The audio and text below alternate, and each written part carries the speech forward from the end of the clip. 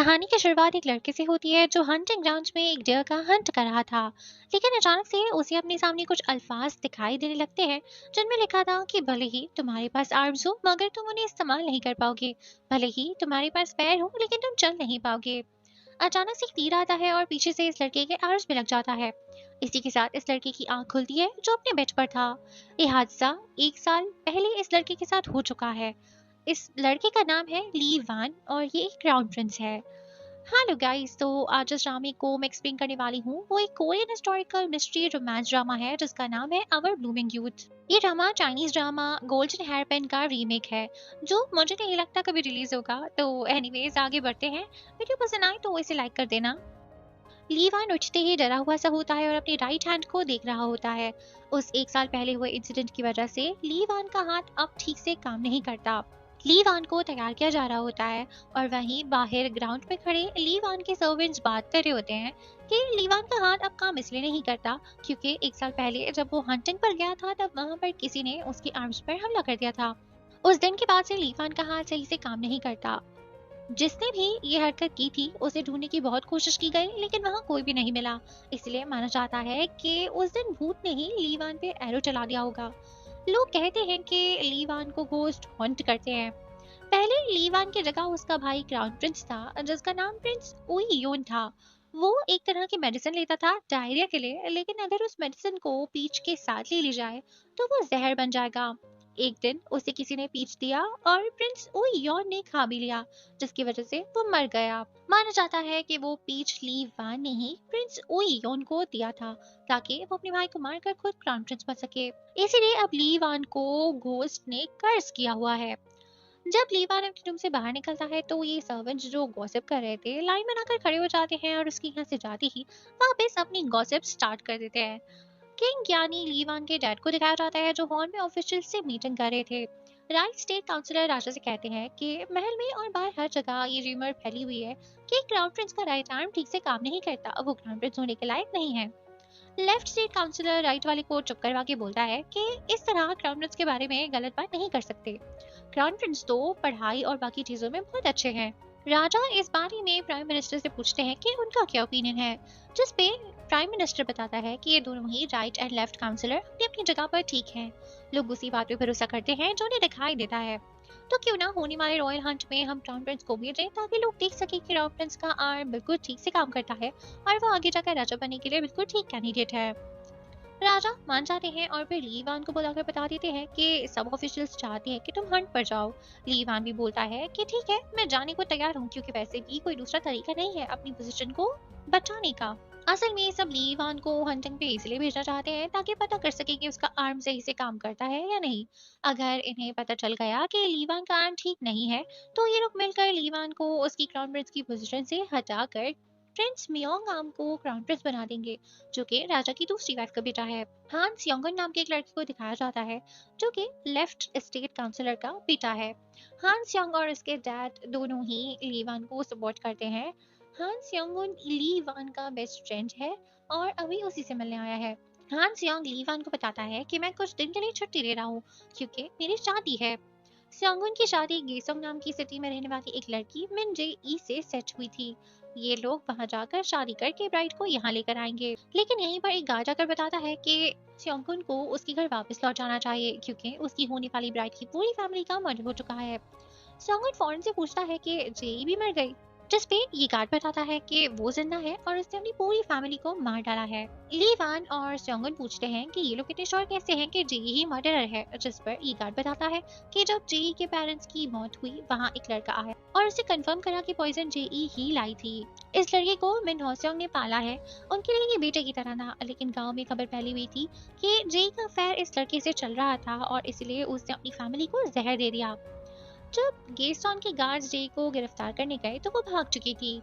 अब जेई को दिखाया जाता है जिसका पीछा कुछ गार्ड्स कर रहे थे।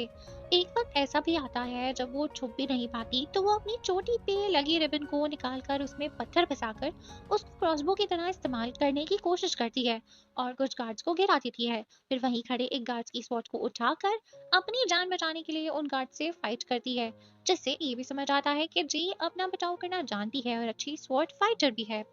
वो भाग भाग कर एक खाई के पास पहुंच जाती है और बहुत सारे गार्ड्स होते हैं जो उसके सामने खड़े थे। अब जे के पास कोई चॉइस नहीं बचती, या तो नीचे गिर जाओ या इनका मुकाबला करो।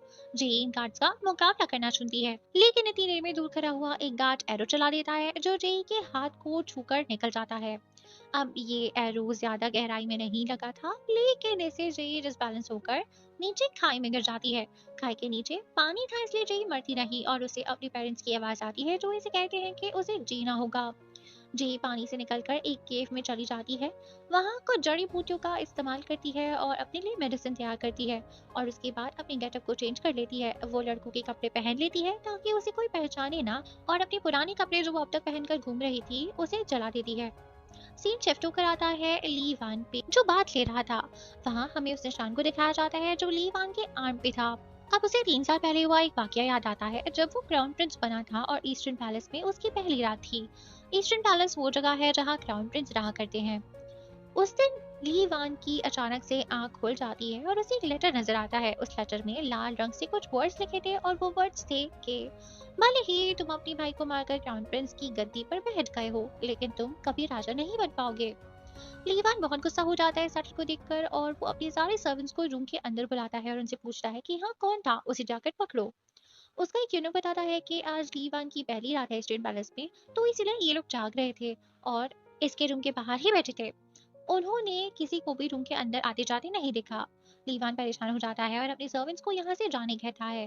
अब खुद उस लेटर को दोबारा से पढ़ने लगता है। उसमें लिखा था कि मैं एक होस्ट हूँ और ये लेटर प्रिंस लीवान के लिए है। तो इस लेटर में लिखी हर बात को अपने दिमाग में बिठा लो। भले ही तुम अपने भाई को मारकर क्राउन प्रिंस की गद्दी पर बैठ गए हो, लेकिन तुम कभी राजा नहीं बन पाओगे। भले ही तुम्हारे पास हाथ हो, पर तुम उन्हें इस्तेमाल नहीं कर पाओगे। भले ही तुम्हारे पास पैर हो, लेकिन तुम चल नहीं पाओगे। तुम अकेले ही बूढ़े होकर मर जाओगे, किसी बीवी या बच्चे के बगैर ही। तुम्हारा बेस्ट फ्रेंड भी तुम्हारी पीठ पे छुरा भोंक कर चला जाएगा, और तुम्हारी बेवकूफ़ी की वजह से बहुत सारे लोग मारे जाएंगे। लोग तुम्हें डिथोन करना चाहेंगे, तुम पागल होकर इस दुनिया में भटकते रहोगे, और ये कर्ज तुम्हारी मौत के साथ ही खत्म होगा।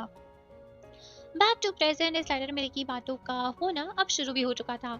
1 साल पहले लीवान के आर्म्स में चोट लग गई और अब मिन हो स्योंग की फैमिली मारी गई है। मिन हो स्योंग यानी रे के डैड ली वान के टीचर हुआ करते थे। ली वान को लग रहा था कि ये सब उस लेटर की वजह से हो रहा है, और वो सच में कर्ज्ड है। अब सीन केसरंग के बाहर शिफ्ट होता है, जहाँ पर जी की बेस्ट फ्रेंड और सर्वेंट गाराम उसका इंतजार कर रही होती है। गाराम और रे सिटी गेट्स के बाहर मिलने वाले थे, मगर रे अब तक यहाँ पर पहुंची नहीं है। गाराम को कुछ लड़कों से पता चलता है कि जई एक लिफ्ट से नीचे गिर गई थी, और अब इस बात को हुए भी 15 दिन हो चुके हैं, पर उसकी लाश अब तक नहीं मिली। इतने में जई को दिखाते हैं, जो अपना रूप बदल के सिटी गेट से बाहर आ चुकी है। यहाँ आसपास हर जगह जई की पोर्ट्रेट के साथ वांटेड लिखकर पर्चे चिपकाए हुए थे। जई भी खड़ी हुई उन पर्चों को देख रही थी। गारा भी उससे थोड़ा दूर खड़ी थी और उसे पहचान भी जाती है। वहीं अचानक से एक लड़का आ जाता है जिसने अपनी कमर पे मंकी के हाथ जैसा कोई टॉय लगाया था। वो इन सभी वांटेड वाले पर्चों को निकाल कर फाड़ देता है और जेई को बोलता है कि मैं नहीं मानता कि मिन जेई एक मर्डरर है। एक गार्ड उसे वो पेपर्स को निकालते देख लेता है, और इसलिए इस गार्ड को देखकर ये अजीब सा लड़का भाग जाता है।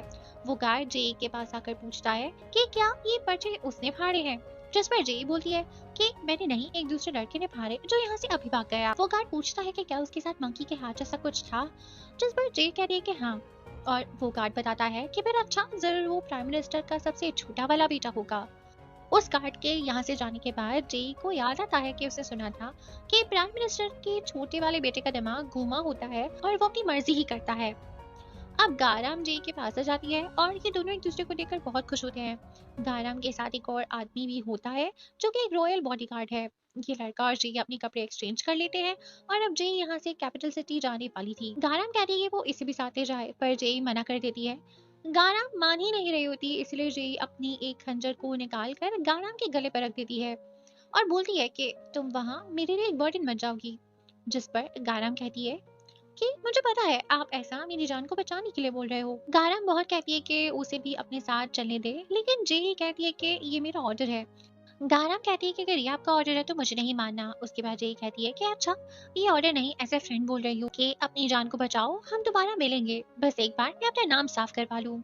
अब जेई यहाँ से चली जाती है और जाकर रॉयल बॉडीगार्ड्स का एक ग्रुप ज्वाइन कर लेती है। ये लोग कैपिटल सिटी के अंदर जा रहे थे और इन्हें रॉयल हंटिंग में जाने का ऑर्डर दिया जाता है। रॉयल हंटिंग असल में ली वान ही लीड कर रहा था और जेई उससे मिलने कैपिटल सिटी आई है।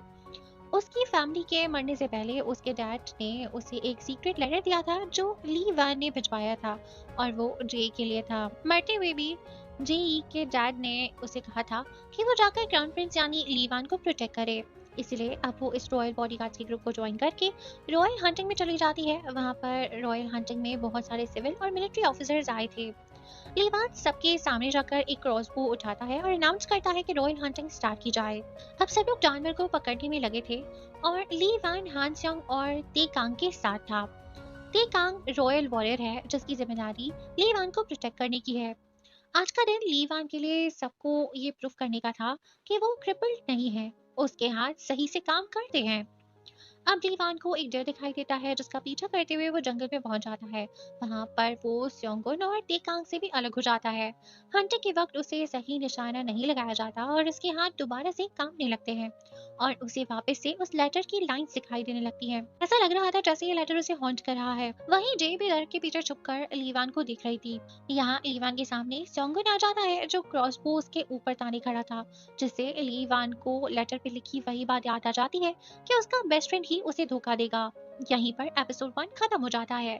That's it guys। अगर आप लोगों को कोई एक्सप्लेनेशन पसंद आई हो तो मुझे बताना मत भूलना। इससे हमें मोटिवेशन मिलेगी और हम और वीडियोस बना पाएंगे। आप लोग हमें इंस्टाग्राम पे भी फॉलो कर सकते हैं, लिंक डिस्क्रिप्शन से मिल जाएगा। Good bye.